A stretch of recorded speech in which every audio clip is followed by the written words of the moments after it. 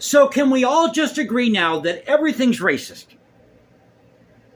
I don't care if you're talking about cornbread and watermelon, Ford trucks, trips to Europe, planes, trains, automobiles, the clothes you wear, Iraq, whatever it is, it's racist. It's all got to come down.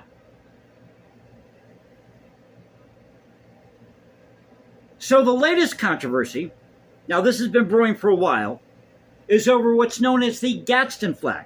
Maybe you've seen it, but if you're not familiar with it, or the name of it at least, it's the yellow flag that has a rattlesnake. It says, "Don't tread on me." That goes back to the American Revolution, Benjamin Franklin's Join or Die campaign, his cartoon.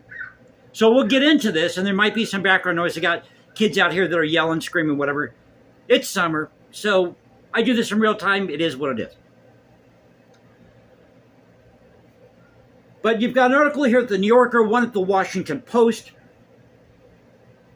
And the New Yorker is the worst of the worst, because they're trying to make a connection here between the Gadsden flag, the Confederate battle flag, the Nazi flag, the swastika.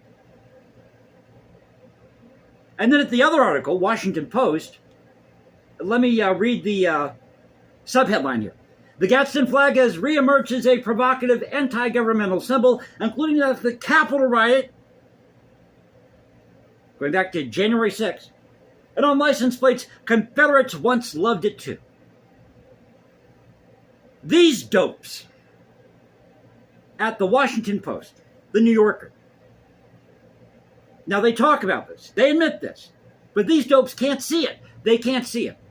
The Gadsden flag was designed by Christopher Gadsden, who was a brigadier general in the Continental Army. I believe the Navy portion of the Continental Army. And he based it on Benjamin Franklin's Join or Die campaign. Now, why did Benjamin Franklin choose the rattlesnake? Was it because of racism? He chose the rattlesnake because at the time, England was sending over its convicts, the worst of the worst, sending them down to the South. The joke was, we'll just send them all to America. Nobody wants to be in America. America is just full of convicts. Convicts, rejects, rebels. That was the thinking in England at the time. So Benjamin Franklin turned that symbol around on the English, on the British. He said, okay, well, guess what? We as the colonies, we are a rattlesnake. You mess with us, you provoke us, we will bite back. So what did Benjamin Franklin do? He started sending them pieces of rattlesnakes. Want to send us some snakes? We'll send you some snakes. Pieces of snakes. That's what Benjamin Franklin did. Oh, it got vicious back in the day, folks. It got vicious. So it had nothing to do with racism. It was all about getting away from the British crown, declaring their independence, being able to rule themselves. So the title of the article at the New Yorker, The Shifting Symbolism of the Gadsden Flag. Now, isn't it ironic that the Gadsden flag was created by a brigadier general from South Carolina who served in the Continental Army, not the Confederate Army, but Continental Army. And in 1860, South Carolina was the first state to secede. But the dirty little secret is we actually had two secessions in the United States.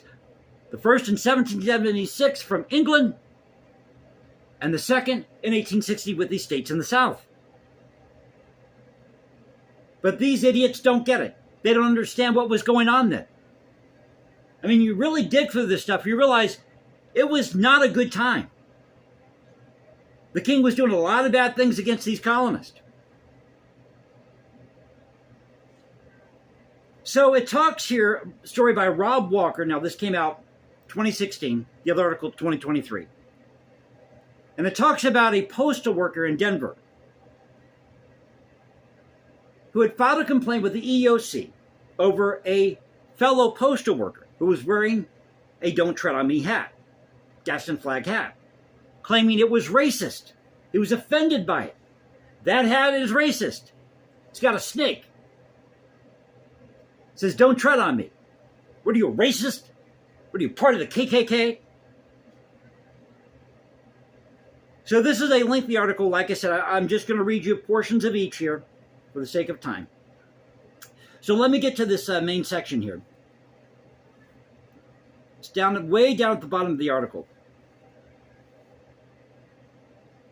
You know, one thing that amazes me about the New Yorker and these other websites or newspapers is they feel the need to have these long diatribes, like 3,000 to 5,000 words, 10,000 words for an article. Really?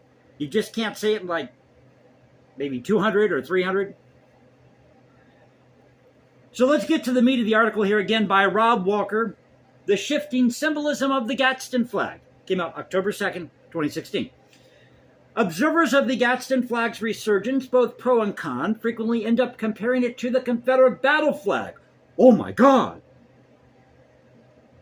Hartvigsen, referring to somebody earlier in the article, says the version of that flag that we're familiar with today was originally used by Confederate war veterans as groups and the like, and was embraced by the Ku Klux Klan and other white supremacists. So what? There's a lot of symbols that have been embraced by bad people. There's a lot of symbols that aren't racist, that were never intended to be racist. This association with racial hatred and the flag's historic roots as an emblem of a would-be government that embraced slavery has long made the flag offensive to many. Hey, Rob Walker, you do realize that New Jersey did not end slavery till January of 1866. While these border states did not, or the border states did not join the Confederacy. And yet they allowed slavery. I guess he missed that part in history class. John Koski, a historian who wrote the 2005 book, The Confederate Battle Flag, America's Most Embattled Emblem, sent an email that he suspects the flag still has, quote-unquote, multiple meanings, even if its defenses involve, or the defense of the flag, involves regional pride and the like, and have been increasingly challenged and marginalized. Koski is aware that any ambiguity about that flag is unfathomable to those who see its meaning as aggressively racist and subtle. Well, you know what, the Ku Klux Klan, you need to go away. All you racists, wherever you are, I don't care if you're in the South, if you're in the North, if you're out West, go away. We don't want you here. I don't want you here on this channel. And you do not represent the Confederate battle flag. So stick it in your ear, bud. Seriously, they don't represent me. And they do not represent in any way, shape, or form that flag.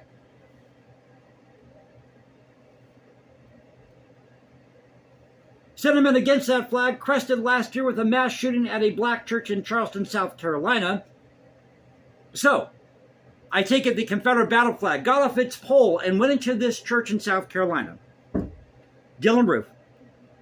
And that Confederate battle flag pulled the trigger of that gun. No, it was an idiot called Dylan Roof who pulled the trigger. Some ignorant young dope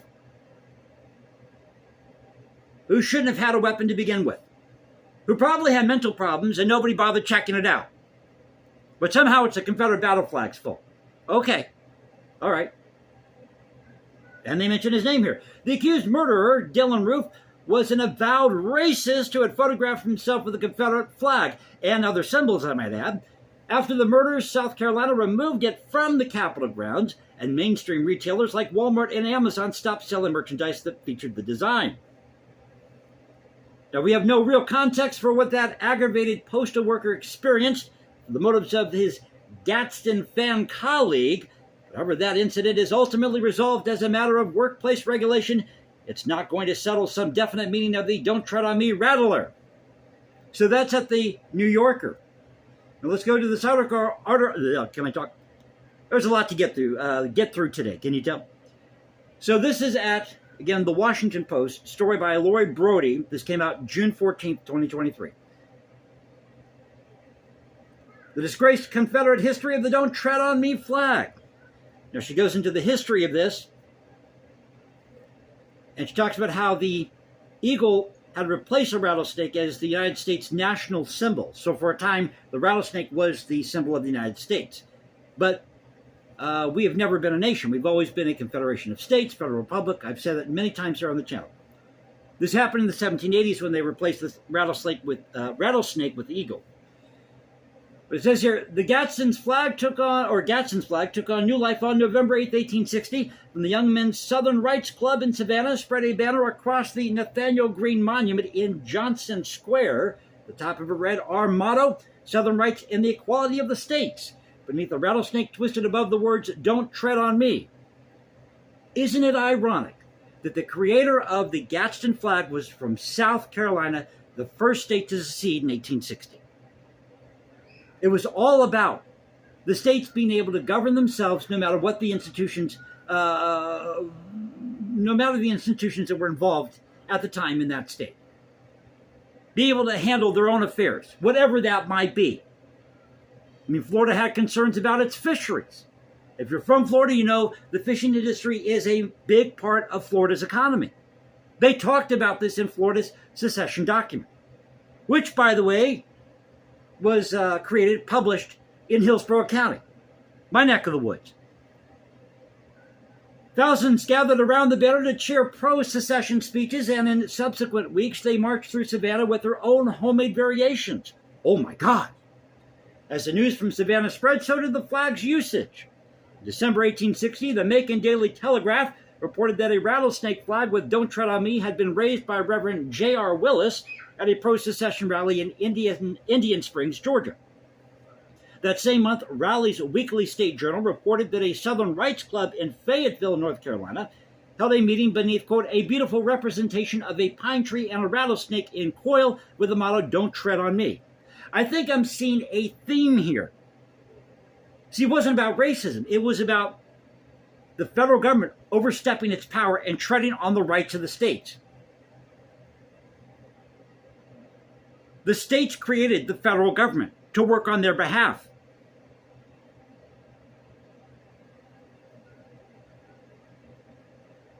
Goes on to say here, residents of Wytheville, Virginia, I believe that's how you say it, reportedly raised their version of the flag on a pole 80 feet high. Taylor's Bridge, North Carolina, raised its own 85.5-foot flag, or this flag on an 85.5-foot pole. The Wilmington Journal said, quote, "on the tallest sort of a secession pole." The use of Gadsden emblems stretched beyond flags, and their association with the Confederacy deepened. In March 1861, the New York Times reported that in Baltimore, quote, "cards were in extensive circulation bearing the flag of the Confederate States with a rattlesnake wreathed among its folds, sufficiently cogent and hissing out the warning, 'Don't tread on me.'" Again, a common theme here. We are the states. We have a right to govern ourselves. Don't step on our rights as states, the people of the states. It all goes back to the people of the states. Goes on to say, the Gadsden flag was not the official flag of the Confederacy, as the Alabama Beacon called it, but several newspapers described it in those terms. In September 1861, when the Cincinnati Daily Press predicted that, quote, "Jeff Davis and Company might soon invade Maryland and Delaware," they said that, quote, "the coiled snake and 'Don't tread on me' will be sent at the head of the invaders." So I wanted to share this with you today and show you the ignorance of these people. Now, they go through and they look at the history of this. I'll give them that. But do they really know what was going on in 1776 or in 1860, 1861? What was going on at the turn of the last century, 1900s? People were facing real issues then. How much power should the federal government have? And no, the Gadsden flag is not racist. It's all about preserving our rights as citizens. Don't tread on me. Hope you enjoyed the video. If you did, you know what to do. Follow me at Instagram, #JasonComposes, because I write music in my spare time. Or you can find me at X, Culture Confederacy, at Culture Confed 1 on X.